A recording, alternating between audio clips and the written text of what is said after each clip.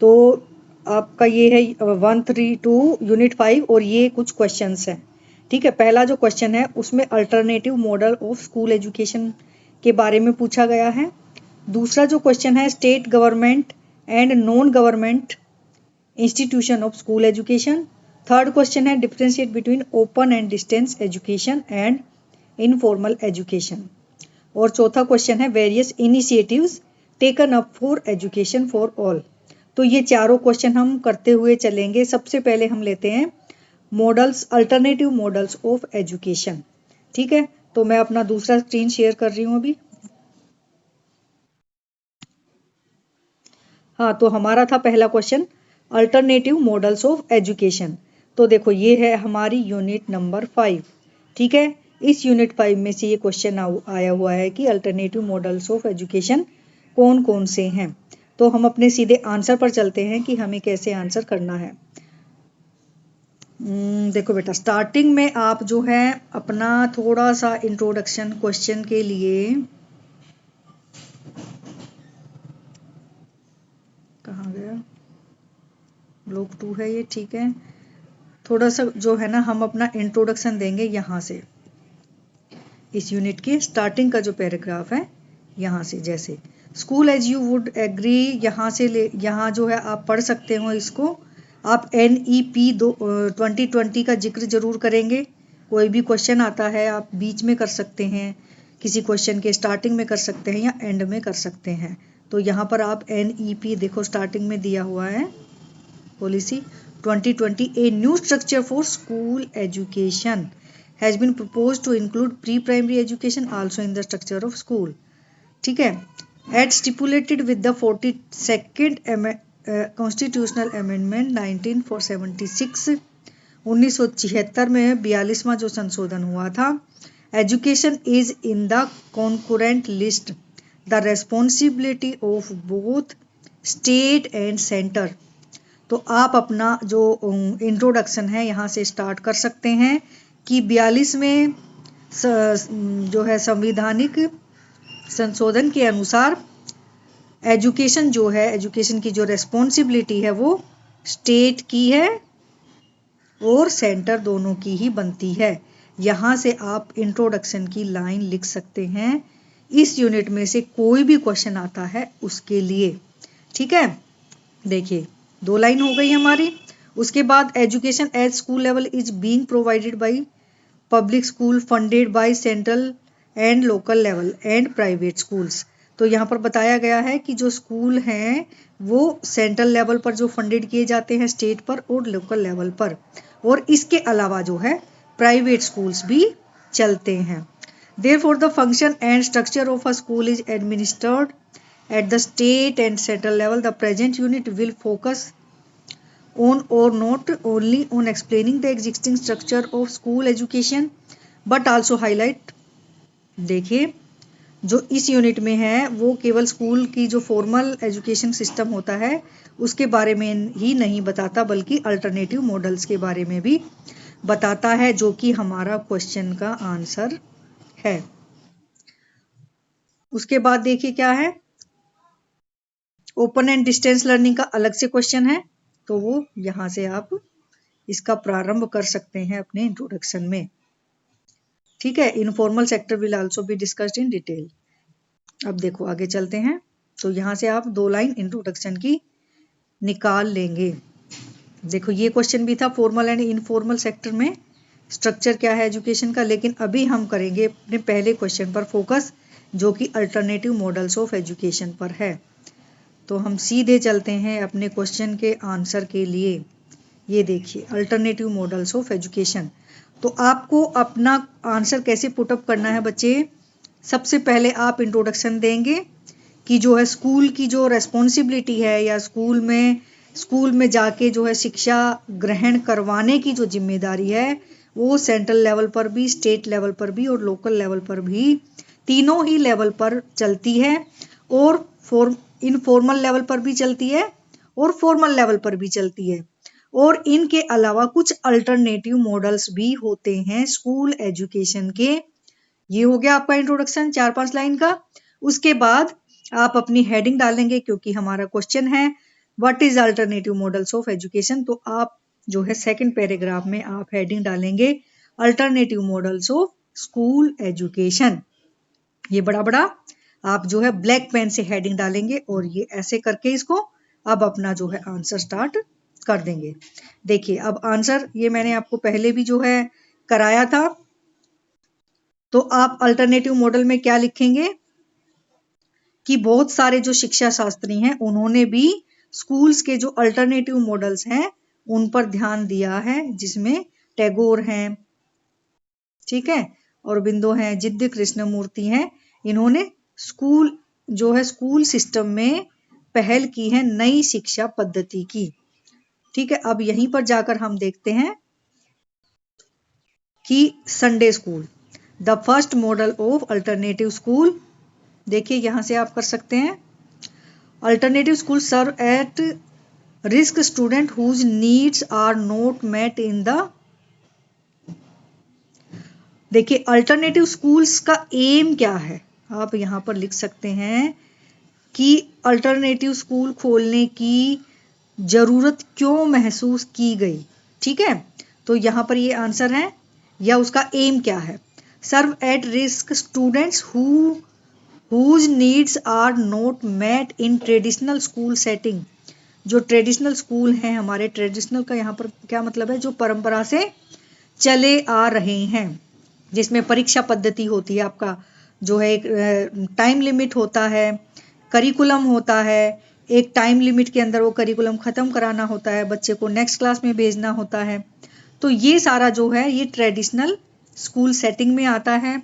जो बच्चे traditional school setting में नहीं जा पाते, उनकी रिक्वायरमेंट नहीं पूरी हो पाती हैं, उनकी आवश्यकताएं पूरी नहीं हो पाती हैं, तो ऐसे बच्चों के लिए भी अल्टरनेटिव स्कूल्स खोले गए हैं।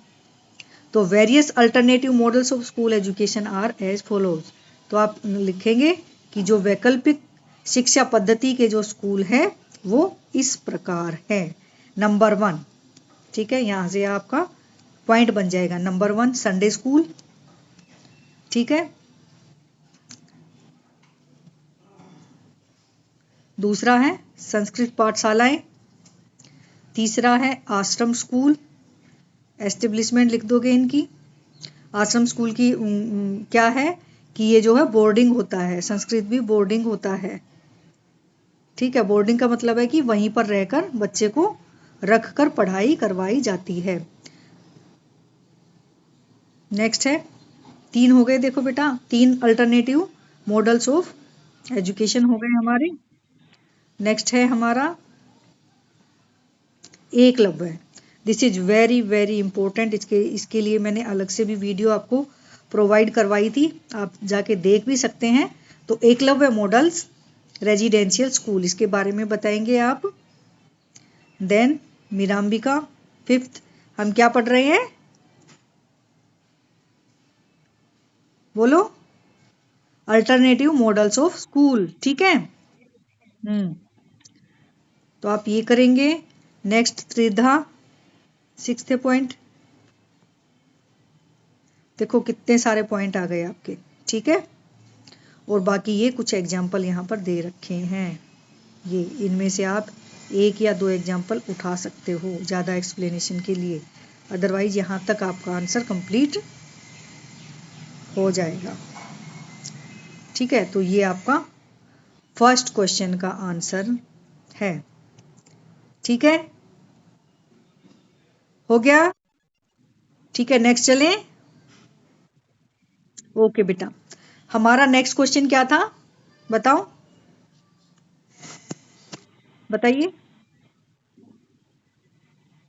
एक मिनट मैं करती हूँ एक बार उस पे नोट्स पे अपने। सेकंड क्वेश्चन था हमारा, the second question is state government and non government institutions of school education. देखिए यहाँ पर क्या है, आपको स्टेट गवर्नमेंट के जो इंस्टीट्यूशंस हैं एजुकेशन के वो उसके बारे में बताना है, और नॉन गवर्नमेंट इंस्टीट्यूशंस हैं उनके बारे में बताना है। ठीक है, तो इस क्वेश्चन बताओ।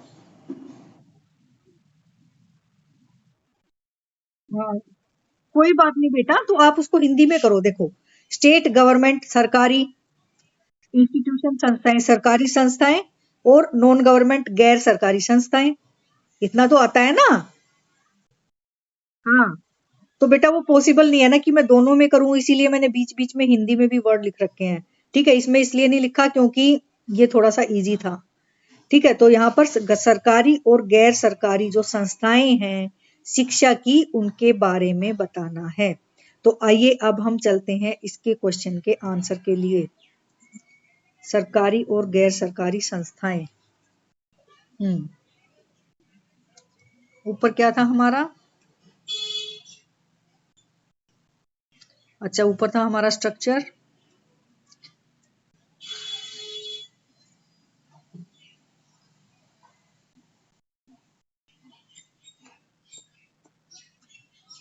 सरकारी और गैर सरकार।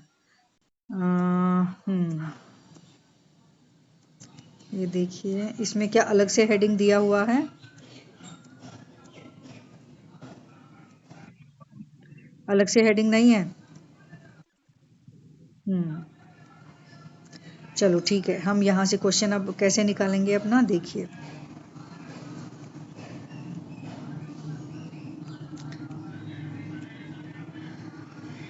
देखिए, ये रहा इधर।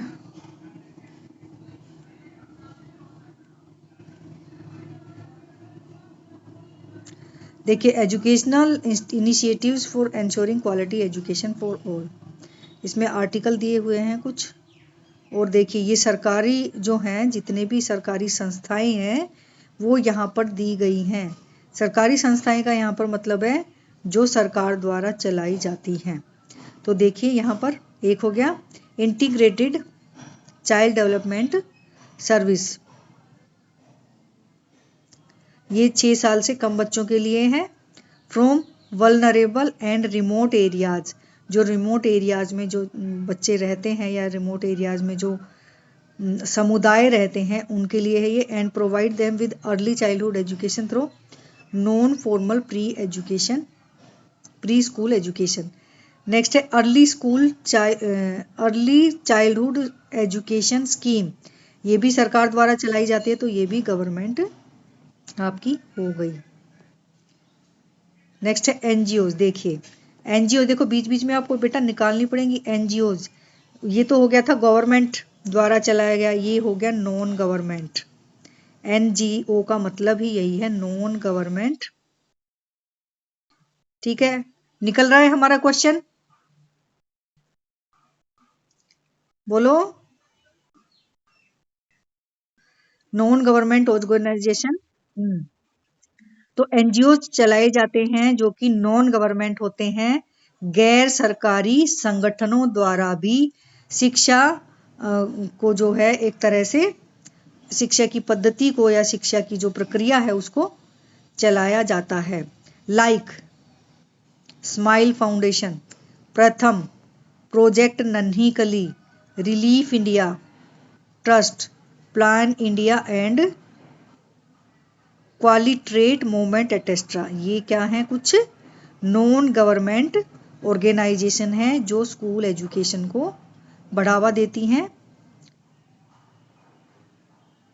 और ये और क्या करती हैं? Motivate the deprived and under privileged children of the society towards education. जो डिप्राइव्ड, जो हाशिए के लोग होते हैं, जो पीछे, जब जिन लोगों को पीछे रखा जाता है एजुकेशन सिस्टम से, उनको प्रायोरिटी देते हुए ये शिक्षा को आगे बढ़ाती हैं। नेक्स्ट देखो बेटा, ये देखो सेंट्रली स्पॉन्सर्ड स्कीम्स, तो इट मीन्स ये भी आपकी क्या हो गई? गवर्नमेंट। ठीक है, इसको आप लिख सकते हो माइनॉरिटी एजुकेशन को कि ये भी एक गवर्नमेंट स्कीम्स है। और इसमें जो है इसके पॉइंट्स आप यहां से लिख सकते हो। देखिए, the objective of this scheme was to provide basic educational infrastructure and facilities in the areas of concentration of educationally backward minorities। ठीक है, जो अल्पसंख्यक वर्ग है वहां पर ये एजुकेशन को उपलब्ध कराती है, एजुकेशन की फैसिलिटीज को, इंफ्रास्ट्रक्चर को। इंफ्रास्ट्रक्चर जैसे आपकी स्कूल बिल्डिंग है, ठीक है, या वहां पर स्कूल नहीं है तो उसका इंफ्रा बनाना कि हाँ यहाँ पर स्कूल बनाया जाएगा। तो एजुकेशन इनके लिए एक्सेस हो, इनकी पहुंच में हो माइनॉरिटीज की, ये इसके लिए काम करती है। ठीक है, तो ये भी क्या हो गई हमारी गवर्नमेंट।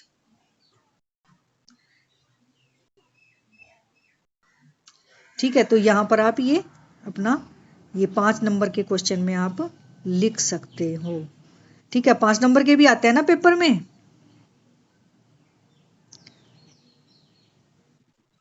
हाँ, तो 5 नंबर के में 10 और 20 का आता है ना। तो नेक्स्ट है हमारा क्वेश्चन, देखिए, differentiate between open and distance education and informal education. देखिए यहां पर हम चलते हैं अपने क्वेश्चन पर फिर से। क्वेश्चन याद रखना है आपको, open and distance education and informal education.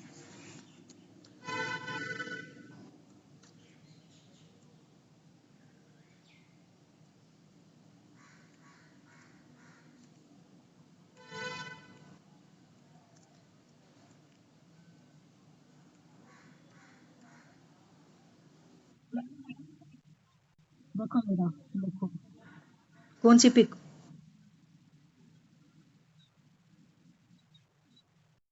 अच्छा अच्छा, कोई नहीं बेटा, तुम ग्रुप पे डाल देना। ठीक है, देखो ओपन एंड डिस्टेंस लर्निंग का सीधा सीधा यहाँ पे दिया हुआ है।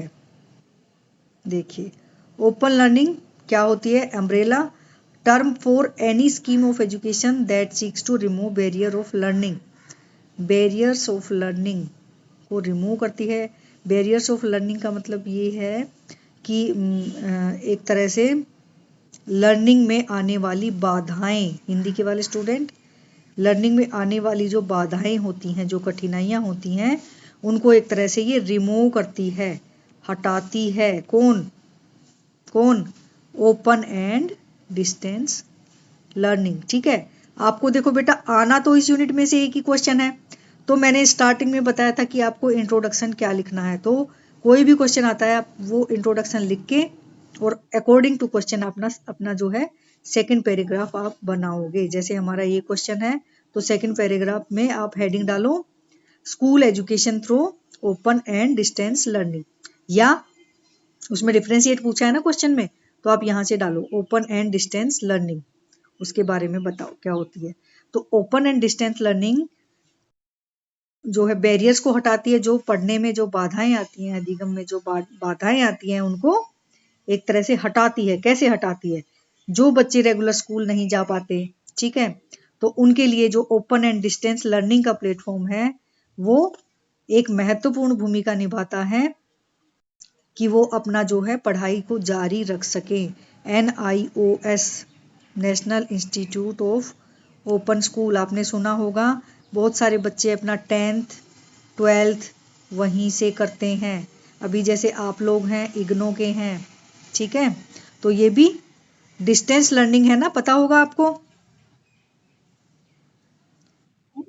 ठीक है, तो हाँ, अब यहाँ पर हम बात कर रहे हैं स्कूल एजुकेशन की।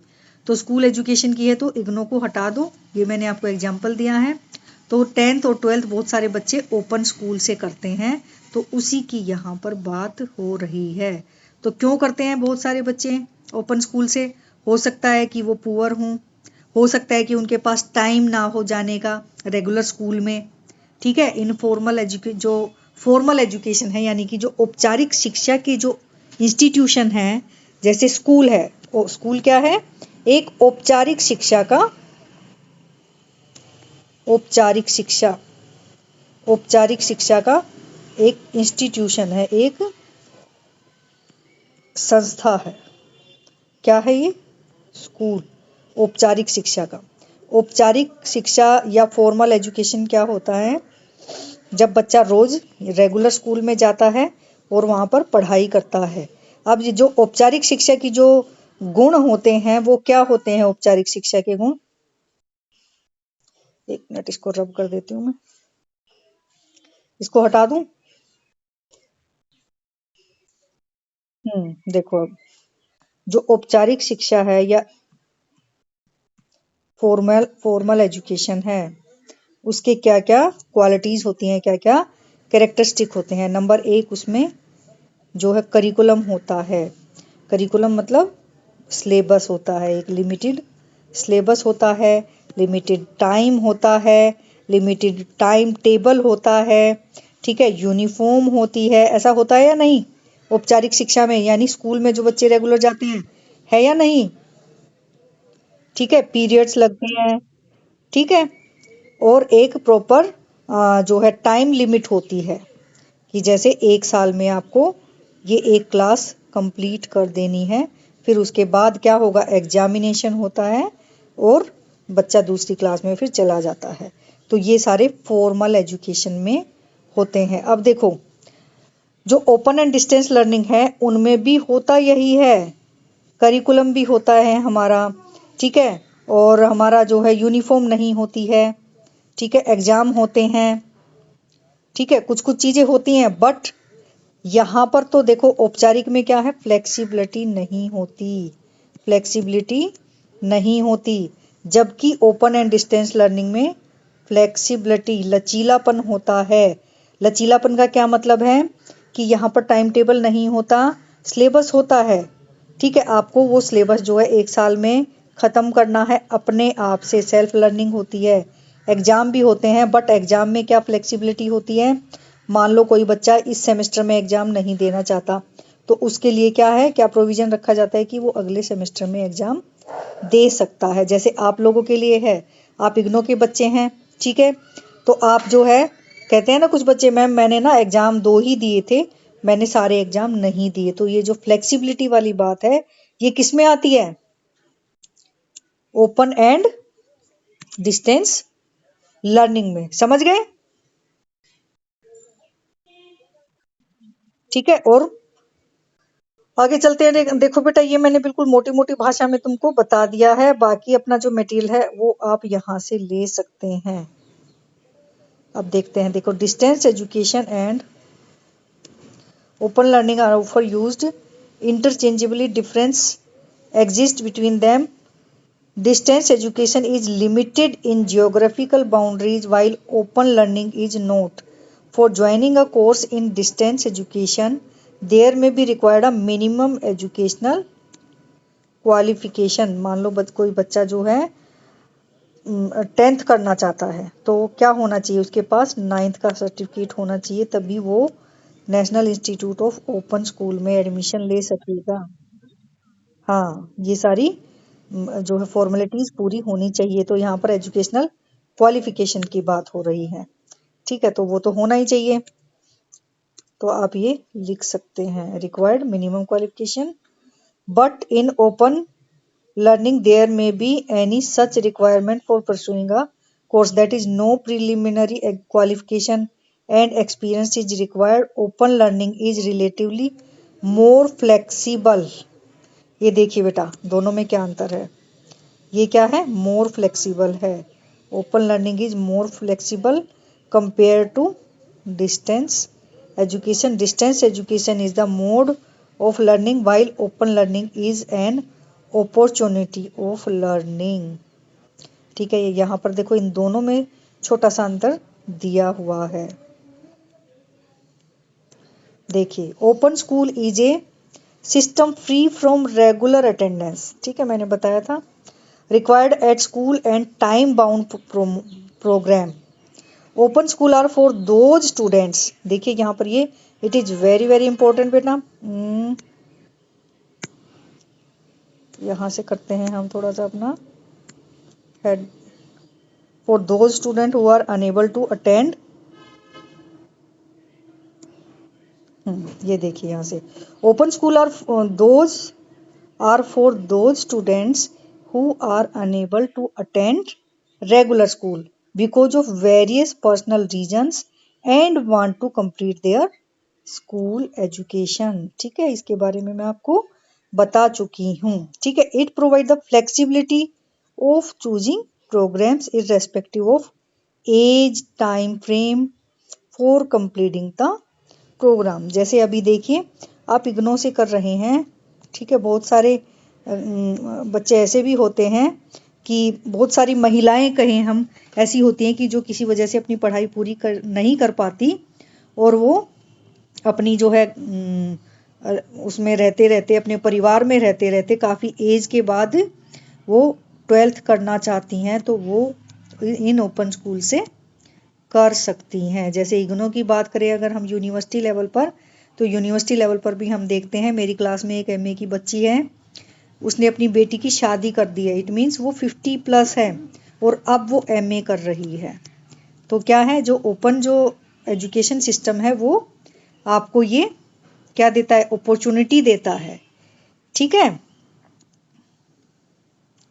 नेक्स्ट चलते हैं।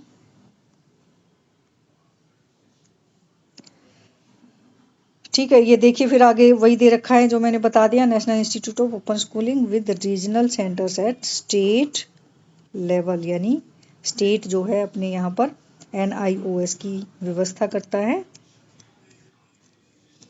ठीक है, अब ये NIOS के बारे में अलग से दे रखा है। MHRD ने एस्टेब्लिश किया था इसको, कब किया था, 1989 में। तो यहाँ पर 4 एग्जाम्पल करके आप अपने आंसर को एक्सप्लोर कर सकते हो और इसको अंडरलाइन कर सकते हो ज़्यादा मार्क्स गेन करने के लिए। ओके, ठीक है, नेक्स्ट क्वेश्चन जल्दी से आ जाओ। क्या क्वेश्चन है बताओ जरा मुझे, क्या था, याद है?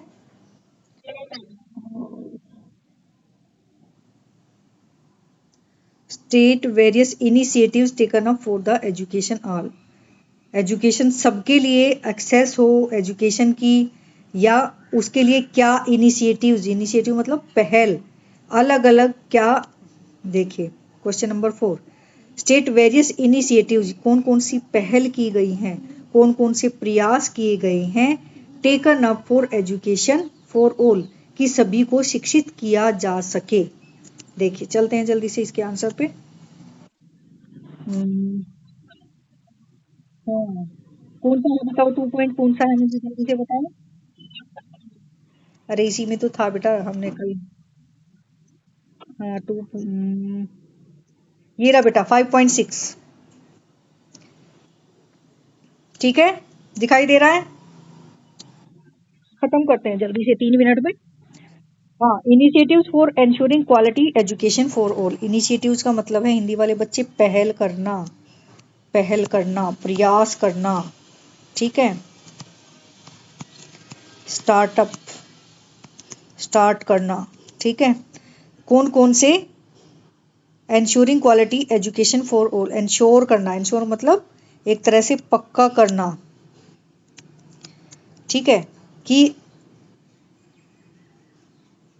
अप्रूव करना, एक तरह से बोलेंगे हम एंश्योरिंग कर में, कि ऐसी कौन कौन सी पहल की गई या ऐसे कौन कौन से प्रयास हैं जो शिक्षा को सभी के लिए उपलब्ध कराते हैं, या शिक्षा सभी के लिए हो, ये एक तरह से पक्का करते हैं।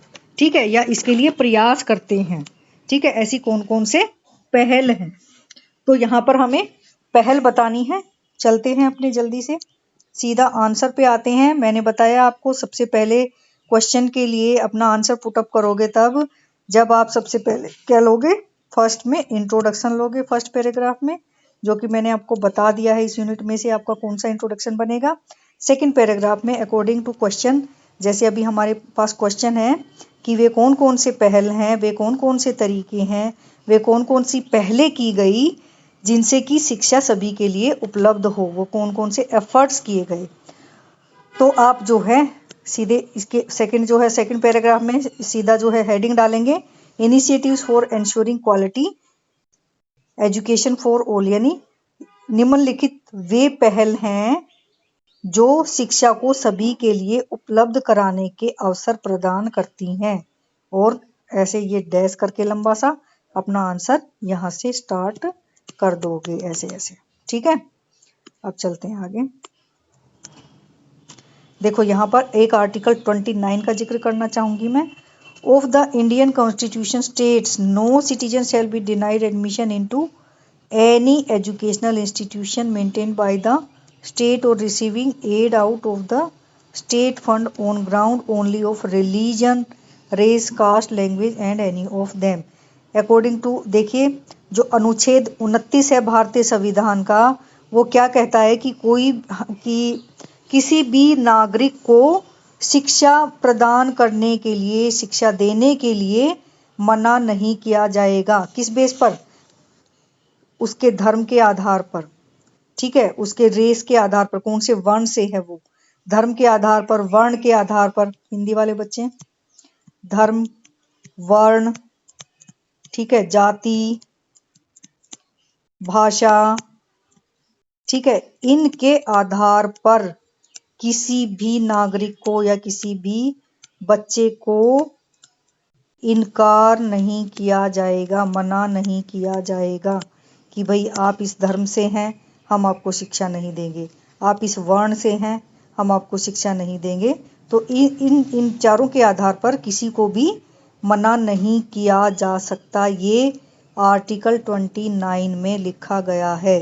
तो ये आर्टिकल मैं आपको क्यों बता रही हूँ, क्योंकि हमारे क्वेश्चन में है कि वे कौन कौन सी पहल की गई हैं जो शिक्षा के अवसर सबको देने का हिमायत करती हैं। Education for all. तो आप अपना आंसर यहाँ से सेकंड पैराग्राफ स्टार्ट कर सकते हैं कि अकॉर्डिंग की भारतीय संविधान के अनुच्छेद 29 में भी कहा गया है कि सभी नागरिकों को बिना किसी भेदभाव के, अगर ये चारों आपको नहीं याद आते हैं तो आप लिखोगे कि बिना किसी भेदभाव के शिक्षा प्रदान की जाएगी। ठीक है, समझ रहे हो? हाँ, ये स्टार। भावना नहीं बोल रही। हाँ, शालू। शालू। ठीक है, तो आपको आर्टिकल 29 क्या है? इसका कीवर्ड हो गया बिना किसी भेदभाव के। और इसको और एक्सप्लोर करो तो वो 4 वर्ड जो मैंने बताए हैं ये। ठीक है, सबको शिक्षा प्रदान की जाएगी, जो कि एजुकेशन फॉर ऑल के कॉन्सेप्ट को एक तरह से फुलफिल करता है। ठीक है, पूरा करता है। ठीक है, अब देखो आगे जो है, अब कौन कौन सी पहल की गई है। आर्टिकल 29 याद रखना, ठीक है, आर्टिकल 29 बिना किसी भेदभाव के शिक्षा प्रदान करवाना। नेक्स्ट चलते हैं। अब वो सीधे सीधे हम आते हैं हम अपने पॉइंट नंबर 1, पहली पहल, यानी द फर्स्ट पहल।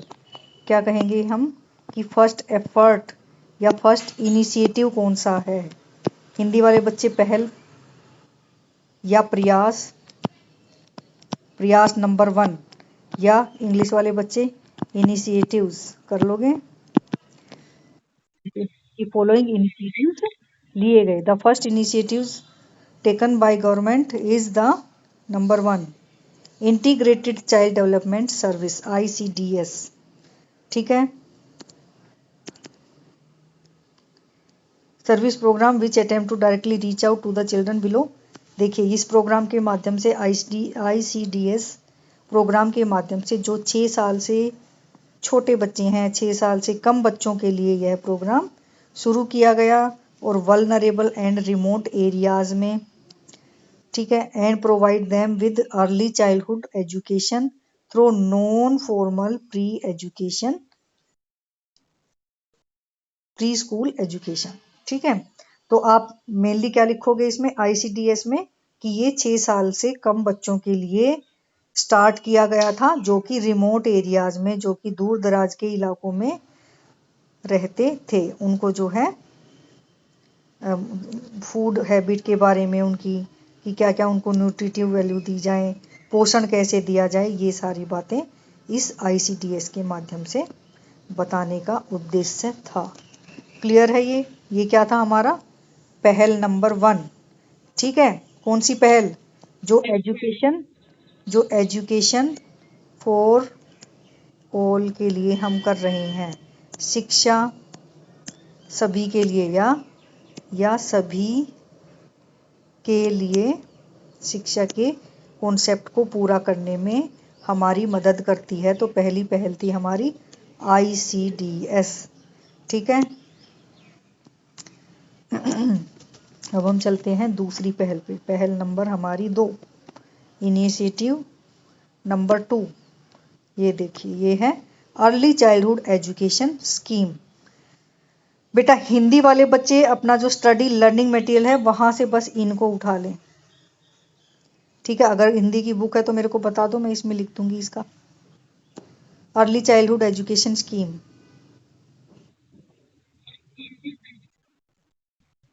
नहीं, हिंदी के भी तो बच्चे हैं ना बेटा यहाँ पर कुछ।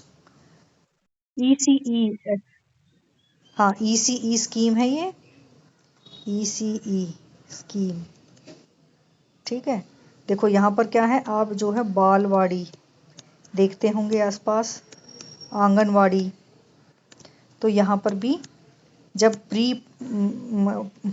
प्राइमरी स्कूल में जाने से पहले यहाँ पर बच्चे को भेजना चाहिए, ताकि जो है, देखो सरकार क्या करवाती है आंगनवाड़ी में या बालवाड़ी में, बच्चों का टीकाकरण होता है। टीकाकरण मतलब जैसे समय समय पर बच्चों को अलग अलग एज पर जो टीके लगवाए जाते हैं कि उनको फ्यूचर में बीमारी ना हो, ठीक है। तो यहाँ पर उनका टीकाकरण भी करवाया जाता है, उनको जो है पोषण दिया जाता है, और पोषण के लिए सरकार व्यवस्था करती है भोजन की। भोजन मतलब जैसे छोटे बच्चों के लिए चने आते हैं, मुरमुरे आते हैं, ठीक है। ब्रेड भेजती है सरकार, बिस्किट भेजती है आंगनवाड़ीज में। तो यहाँ पर ये ईसीई के माध्यम से उनके पोषण का भी ध्यान रखा जाता है छोटे बच्चों के, और उनका जो है स्वास्थ्य का भी ध्यान रखा जाता है।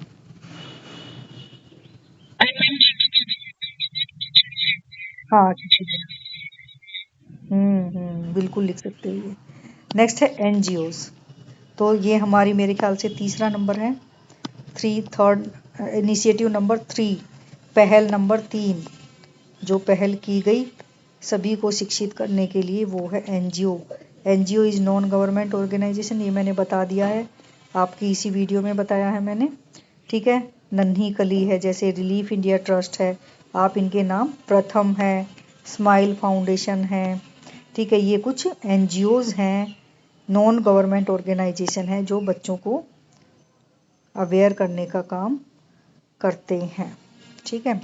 नेक्स्ट है माइनॉरिटीज एजुकेशन हो गई हमारी, ये भी पहल नंबर क्या कौन सी हो गई बताओ, 4th नंबर, ठीक है।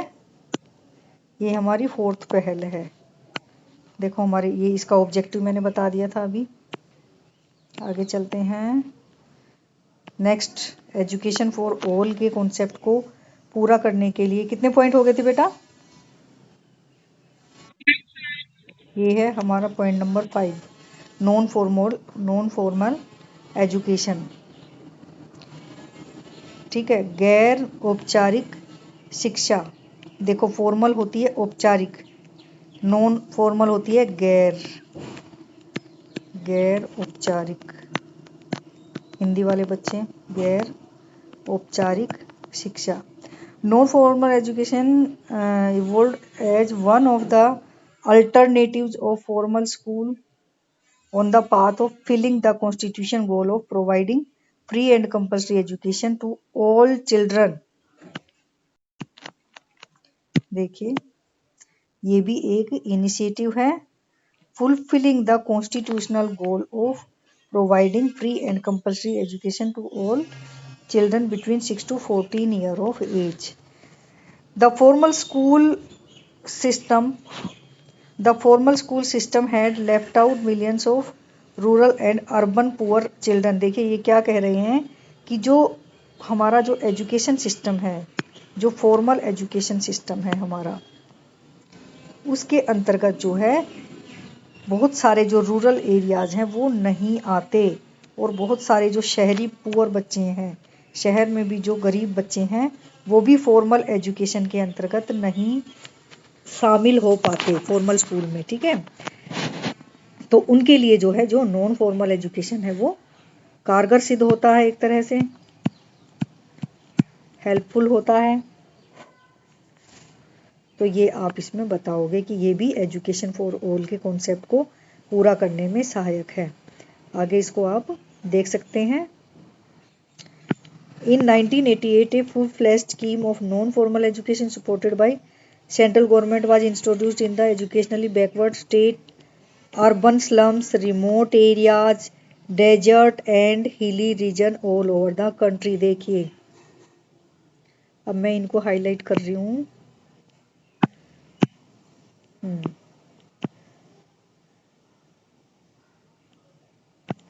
देखिए 1988 में एक नॉन फॉर्मल एजुकेशन केंद्र सरकार द्वारा चलाया गया इन 10 एजुकेशनली बैकवर्ड स्टेट। 10 जो बैकवर्ड स्टेट थे, जो पिछड़े जो राज्य थे, उनमें किसके लिए चलाया गया? Urban slums. उन स्टेट्स में जो अर्बन स्लम्स थे, यानी शहरों में भी जो स्लम एरिया होता है वहां पर, रिमोट एरियाज, आगे भी है ये, एक minute, desert and hilly region all over the country. ये ठीक है, ठीक है, ये है बेटा। देखो मेनली जो नॉन फॉर्मल एजुकेशन का जो एम होता है ना, वो इन बच्चों को ही शिक्षित करना होता है। अब सब बच्चों को शिक्षित करेंगे। अब सब बच्चों का मतलब ये थोड़ी है कि भाई जो स्कूल में आ रहे हैं बस हम उनको पढ़ा रहे हैं। जो स्कूल में नहीं आ पाते किसी वजह से, जो स्लम एरिया के बच्चे होते हैं, जो काम करते हैं अपने पेरेंट्स के साथ, जो गरीब होते हैं या उनके पेरेंट्स इतने एजुकेटेड नहीं होते, उनके जो पेरेंट है वो अवेयर नहीं होते एजुकेशन को लेके, उनको भी पढ़ाना या उनको भी शिक्षित करना सरकार का दायित्व है। तो एक तरह से जो नॉन फॉर्मल एजुकेशन है उसका एम है ये, ठीक है, ये वाला। नेक्स्ट है फॉर्मल एजुकेशन। ये है with the formulation of centrally sponsored scheme of non formal education by MHRD। देखिए किसने चलाई थी ये स्कीम? MHRD 1988 में। उसके बाद a full flash department of non formal education established, ठीक है, एंड ठीक है, आगे ये आप देख लेना, इसमें हम काफ़ी कुछ पढ़ चुके हैं। तो नॉन फॉर्मल का जो उद्देश्य है वो इन बच्चों को शिक्षित करना है। उसके बाद है DPEP। ये डिस्ट्रिक्ट लेवल पर चलाई जाती है, जिला स्तर पर, जिला प्राथमिक शिक्षा कार्यक्रम, यानी जिला स्तर पर। देखो जो है हमारे यहाँ पर जो स्टेट है, हमारा जो कंट्री है वो स्टेट्स में डिवाइड है। कितने स्टेट हैं बताओ पोल साइंस के बच्चे? वो स्टेट जो है डिस्ट्रिक्ट में डिवाइड है, ये तो पता ही होगा आपको ग्रेजुएशन के बच्चे, ठीक है। अब वो डिस्ट्रिक्ट लेवल पर ये प्रोग्राम चलाया जाता है DPEP, ठीक है, ताकि हर एक जिले के अंतर्गत रहने वाले सभी बच्चों को शिक्षित किया जा सके। तो हम क्या पढ़ रहे हैं? ये कौन सा पॉइंट हो रहा है हमारा? 7th क्या 6th या 7th पॉइंट है ये हमारा? क्या है ये हमारी? क्या पढ़ रहे हैं हम? पहल, सभी को शिक्षित करने के लिए पहल, initiatives for education for all, ठीक है। DPEP हो गया। उसके बाद मिड डे मील, कुछ ऐसे प्रोग्राम भी साथ साथ चलाए गए जो कि बच्चों की रिटेंशन को घटाएं, कि बच्चे स्कूल छोड़ देते हैं बीच में ही, वो स्कूल ना छोड़ें, इसके लिए जो है मिड डे मील चलाया गया था। इसके बारे में आप अच्छे से जानते हो और ये कर सकते हो। देखिए ये लॉन्च कब हुआ था? ऑफिशियली लॉन्च 15 अगस्त 1995 को, to give a boost to universalisation of elementary education. Universalisation मतलब सभी, यूनिवर्स मतलब वर्ल्ड लेवल पर सभी को एलिमेंट्री एजुकेशन दी जा सके। प्राथमिक शिक्षा का जो गोल है, सभी बच्चों को प्राथमिक शिक्षा प्राप्त करवाई जा सके, इसके लिए ये मिड डे मील जो है, माफ कीजिएगा, ये 15 अगस्त 1995 को मिड डे मील की योजना स्टार्ट की गई। और इसका जो उद्देश्य था वो क्या था कि वर्ल्ड लेवल पर, यानी पूरे संसार के स्तर पर, संसार में क्या आता है? सारे देश आते हैं, ठीक है, अंतर्राष्ट्रीय स्तर पर कह सकते हैं हम, अंतर्राष्ट्रीय स्तर पर सभी चिल्ड्रन को एजुकेट किया जा सके। तो इस गोल को पूरा करने के लिए mid day meal scheme start की गई थी, ठीक है, जो कि 15 अगस्त 1995 को की गई, ठीक है। और इसका आप एक्सप्लोर करके लिख सकते हो कि इसके जो है क्या क्या परिणाम हुए, फिर इसके रिजल्ट क्या क्या हुए हमारे सामने, कि बच्चों की जो रिटेंशन रेट था, रिटेंशन मतलब स्कूल छोड़ने का जो बीच में ही स्कूल छोड़ जाते थे बच्चे, वो कम हो गए, ठीक है, मिड डे मील के कारण, ठीक है। तो ये हमारा एक और एफर्ट्स था मिड डे मील। तो 7-8 पॉइंट हमारे सामने हो गए हैं। नेक्स्ट है सर्व शिक्षा अभियान। नाम से ही पता लग रहा है सभी को शिक्षित करने का अभियान। अब इसको जो है आप देखोगे कि ये कब स्टार्ट हुआ। SSA is a response to the demand for quality basic education all for the country. SSA aims to provide elementary education for all children between, देखो ये सभी का उद्देश्य क्या था, 6 से 14 साल के बच्चों को शिक्षित करना। Value based learning among children, it provide a wide framework for implementation of elementary education scheme, ठीक है। देखो SSA programme pointed by former, ये यहाँ से कर लो, इसमें अंडरलाइन,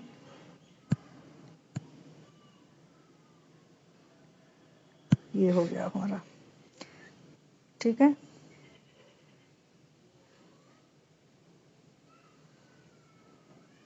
नेक्स्ट है ये कस्तूरबा गांधी। काफी पॉइंट हो गए हैं हमारे, कितने पॉइंट हो गए हैं बेटा बताओ? 8 हो गए हैं मेरे ख्याल से। यस युसरा। हाँ नेक्स्ट है कस्तूरबा गांधी बालिका विद्यालय योजना। उसके बाद है राष्ट्रीय माध्यमिक शिक्षा अभियान, कब स्टार्ट हुआ था? 2009 में। इसके अंदर क्या था एम्स, देखिए इसका क्या था हमारा, इसका एम्स था establishing secondary school with in the radius of each 5 kilometre, ठीक है, 5 किलोमीटर के अंदर अंदर स्कूलों को स्थापित किया जाएगा। Tries to remove gender socio economic and disability barrier, ये इसके जो है एक तरह से इसके एम थे।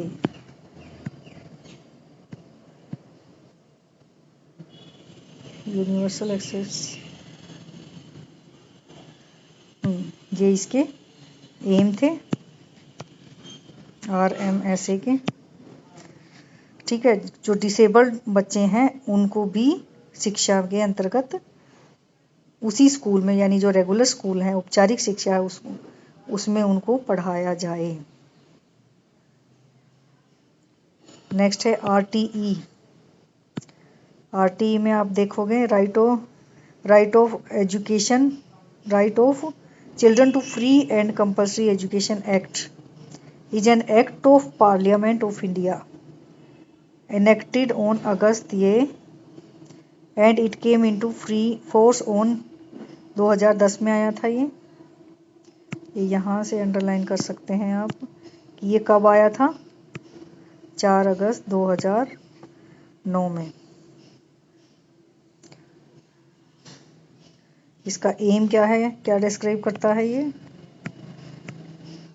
The modalities of importance of free and compulsory education for children 6 to 14 year in India under article 21A, जो कि हम फर्स्ट यूनिट में कर चुके हैं, आर्टिकल 21A, ठीक है। इसी को इम्प्लीमेंट करना एक तरह से इसका एम था।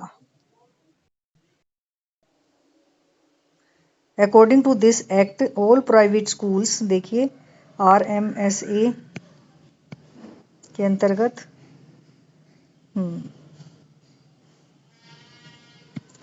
According to this act, all private school must reserve 25% seat, किसके लिए, for poor and other categories, जो EWS की सीट अलग से होती हैं। मान लो 100 बच्चे को एडमिशन लेने हैं किसी प्राइवेट स्कूल को, तो 100 में से 25 बच्चे उनको EWS कैटेगरी के लेने पड़ेंगे। EWS इकोनॉमिकली वीकर सेक्शन, ठीक है, यानी गरीब बच्चे लेने पड़ेंगे, ये कंपल्सन कर दिया गया है। इसके पीछे क्या एम है? एजुकेशन फॉर ऑल, ठीक है, यानी शिक्षा के अवसर सबको प्रदान किए जाए, जो हमारे क्वेश्चन का आंसर है। ठीक है बेटा, नेक्स्ट है पढ़े भारत बड़े भारत, शिक्षाकर्मी प्रोजेक्ट, उसके बाद बिहार एजुकेशन, ये स्पेशली हमारा उससे हो गया, स्टेट से। नेक्स्ट है लोक जुम्बिश प्रोजेक्ट, इसके बारे में मैं एक पूरी वीडियो बना चुकी हूँ अच्छे से, वहां से आप ले सकते हैं। काफी बड़ा आंसर हो गया। अगर 20 नंबर का भी आपका ये आंसर आता है, ये क्वेश्चन आता है, तो आप आराम से कर सकते हैं। आई थिंक हमारी सारी यूनिट के क्वेश्चन इसमें कवर हो गए हैं। ठीक है, बिल्कुल क्लियर है बेटा? कोई भी क्वेश्चन यहाँ से आएगा तो कर सकते हो ना?